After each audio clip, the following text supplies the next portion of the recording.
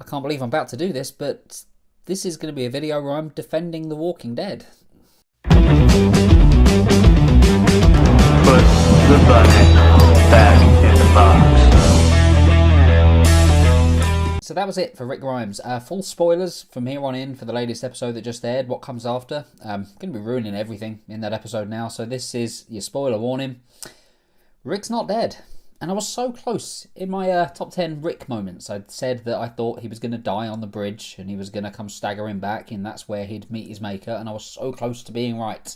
And as far as everybody else in the cast is concerned, that is what happened. All of the characters think Rick is dead, but Rick himself has survived. He's been taken away by Jadis or Anne, or whatever her name is, on a helicopter and flown off to pastures new, where we'll apparently see him in 3 Walking Dead movies that will be coming at some point, and I'm excited by it. But not everybody is. The decision not to kill Rick has been met with fairly mixed response. Quite a lot of people were angry about it, and I kind of wanted to dive into that a little bit and just kind of give my thoughts on it, because I am not somebody who blindly follows The Walking Dead. There's a video on this channel called The Decline of The Walking Dead, where I talk about everything that's been wrong with the show. All of the moments where it started to stumble and how terrible it got. And I said before, I stopped watching in Season 8 and I only came back because Rick was leaving. I wanted to see the show through to the end of Rick's journey. So that's why I tuned in for Season 9, but I'm glad I did because the show's got better, it's improved. But yeah, I'm not somebody who would just forgive The Walking Dead for being crap, because it's been crap for a while and I've called it out a number of times for being so, but this isn't one of those times for me. I thought what comes after it had a few problems. Like, it wasn't a perfect episode, but in relation to what we've seen lately from The Walking Dead over the past couple of years, it was a masterpiece. Like, it was a fantastic episode of this show. It was one of the best episodes in several years, I think, for The Walking Dead, quite easily.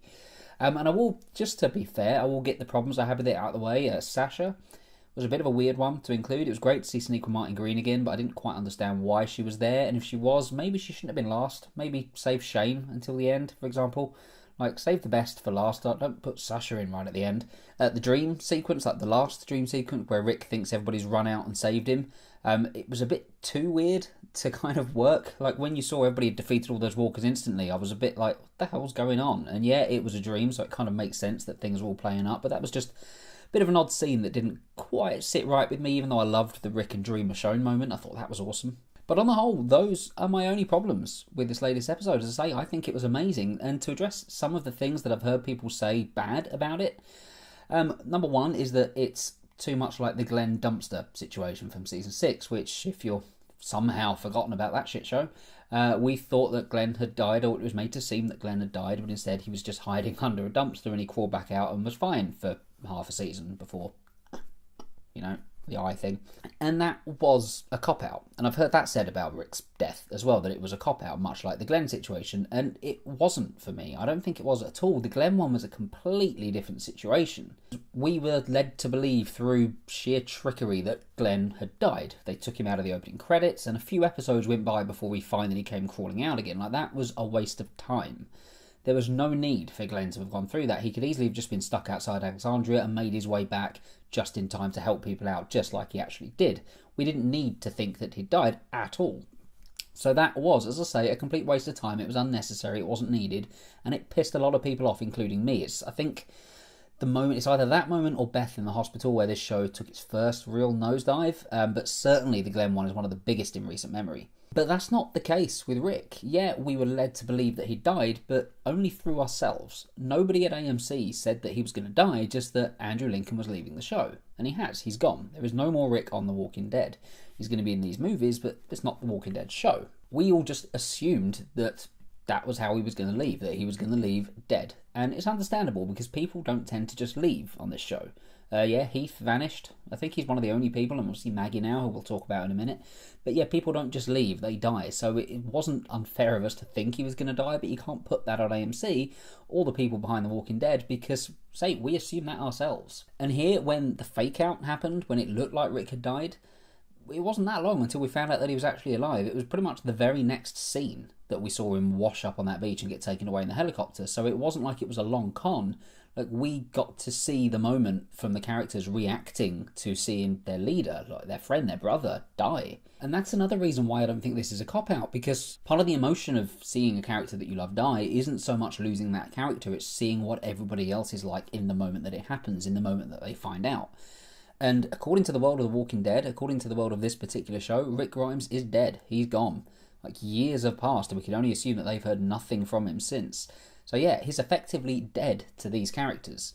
So the drama and the emotion from that is still there, but we get the added bonus of knowing that Rick is alive, and we're going to see more adventures from him and more stories set God knows where in the world. Like, that to me is exciting. It's the bravest thing I think The Walking Dead has done. It would have been very, very easy to just kill Rick off. Like, Andrew Lincoln's left, Rick's dead, move on. But they haven't. They've kept that character there, and they've got an entire mystery of sort of A, B, and these helicopters in their back pocket to use when this movie comes along next year. I really do think that's awesome. As I say, I'm quick to slam this show when it does bad things. I definitely do not think this is one of them. Another complaint I've been hearing a lot is that the dream sequences, the CGI was crap. I kind of thought it was meant to be, wasn't it? Like, am I the only one that thinks that? One that was called out was the Herschel scene. And by the way, Scott Wilson, like, this was his final performance and he nailed it. He was so good in that scene. Like, I was emotional because of Herschel and of Scott Wilson and of Rick. Like, I was a bit of a mess in this episode, to tell you the truth.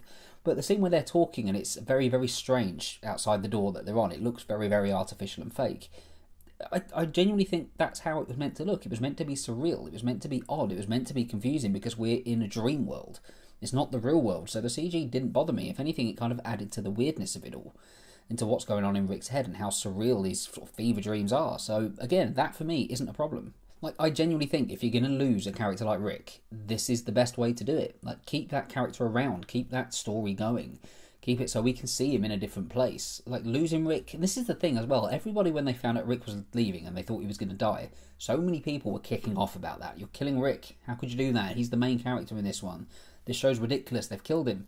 And now they didn't kill him, and loads of people are, you didn't kill Rick, you copped out, you took the easy way out, what's wrong with you? Like, they can't win. There's always this very loud, angry faction of fans, and I've been a part of that faction before, but I'm also able to take a step back and see when it's done something right. And for me, yeah, this episode was stunning. I mean, yeah, sure, Rick probably shouldn't have survived, like, he went through quite a lot, he probably should have been dead, but this is the same show that had Rick battling dozens and dozens of walkers all on his own outside Alexandria a couple of seasons ago before everybody else came to help him. Realism has never been at the height of this show, it's never been the main thing. It's always you have to suspend your disbelief to think that characters can survive the things they survive. So, yeah, getting blown up, maybe pushing it just slightly, but I think the payoff of it is worth it, that I can forgive it. There needed to be something that made everybody think he was gone. And speaking of those reactions as well, they were great. Everybody killed it. Sort of the main four that got a focus in that one, Daryl, Norman Reedus acted the hell out of that scene. He didn't say anything, he didn't need to, it was just a look, and it was the perfect look. Carol and Maggie were incredible there, helping out Michonne, and Denai Guerrera, phenomenal. Like, the performances in this episode, particularly from Andrew Lincoln, were just off the chain. It was the best performances I think I've seen in this show in ages.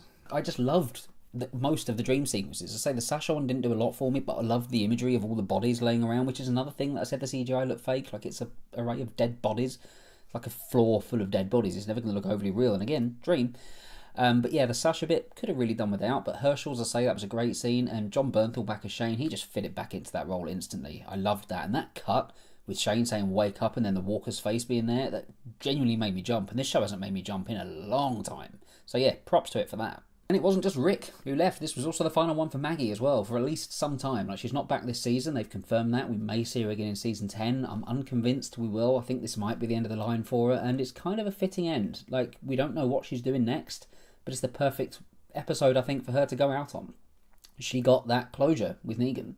Like, she needed that. She didn't kill him because she saw how broken he actually was. Like, that step into the light, I don't think was heavy-handed at all. That's something else I've seen that was very on the nose. I don't think it was. I think it was done perfectly.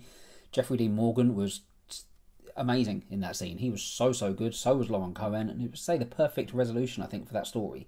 You kind of want Negan around. Like, he's the sort of Jeffrey Dean Morgan's such a good actor. He's a good presence. And we need a lot of presences on this show because it's still one of the weak areas. There's a lot of kind of ill-defined characters. Negan, definitely a complex character now. Before he was a bit panto-villain, but this one scene, that performance, just floored me. And yet Lauren Cohan matched him. She was just as good. And I guess we should talk about that time jump. Yes, Judith Grimes was a little bit cheesy. Like, I'll admit it, but I loved it all the same. I think it's a very, very brave move to jump ahead as quickly as they have. And again, what another curveball that was. We've just jumped 18 months at the start of this season, and now here we are jumping again, 6 years? Like, I've never been more interested to see the next episode of The Walking Dead. Well, that's not true. Not for a long time, at least. Not since the season 5 days have I been this excited to see the next episode, but I am now. Because it's reinvigorating my interest in it. Essentially, The Walking Dead is... Next week's going to be a brand new pilot. Like, it's starting again. We've got a few character holdovers, yeah, but this is going to be a whole new world. Everything would have changed. The characters would have changed. Carol's apparently got long hair now, which is kind of cool. So I'm very excited to see what this new status quo is like. And yeah, it's so good to actually be enjoying this show again. I don't think it's as good as it has been. Like, we're not back up to the heyday, but there's the possibility for it to be. The Whisperers, just from that trailer we got, seemed like an awesome threat. Like, I love their story in the comics, so I'm excited to see how that comes across on the screen here. And yeah, I'm just looking forward to seeing what everybody did in those 6 years and how they've evolved and where they are now. And it's kind of a win on the Walking Dead front. I don't have many faults about what comes after at all. I think it was such a good episode. Say, best one in a long time. I loved it. So much so, I had to do a video on it. And I very rarely do videos on individual episodes. But yeah, this felt like a good one to break the rules on. I might come back and do a whole Season 9 video at the midpoint, just to kind of give my thoughts on the first 8. But so far, this is a much better season. It's actually enjoyable again. Characters are doing things that make sense again. And all of the problems I had with Season 8 and 7, well, not all of them, but quite a lot of them have been swept aside. Like, Angela Kang seems to be the best thing to happen to this show. I'm excited for that. I'm excited for the Rick movies and all the other little movies that they've got planned as well. There's some exciting times for The Walking Dead. I just hope they can kind of keep the momentum that they built up, because this was a really good one. But what did you think of The Walking Dead's latest episode? Let me know in the comments below. What did you think of Rick's departure? Did you think it was a good one? Do you think it could have been handled better? Did you hate it? Let's talk about it. Let's just not argue. Let's just be nice about it and just talk civilly in the comments about this show. More reviews coming soon. Our Overlord review will be up tomorrow. There'll be a review for Widows and the Grinch coming this week as well. Episode by episode for Buffy. The first part of Season 7 will be coming next week, because this is a very busy week. I've just not had a chance to do it. So next week that'll be coming. Do hit like and subscribe if you enjoyed this video and you want to see more. So I've done a top 10 Rick episode. Do you want me to do, top 10 Rick moments video. Do you want me to do a top 10 Maggie as well? If you do, let me know. Happy to do it. Gonna miss her. Hope we do get her back. But thank you very much for watching this video, and I'll see you on the next one.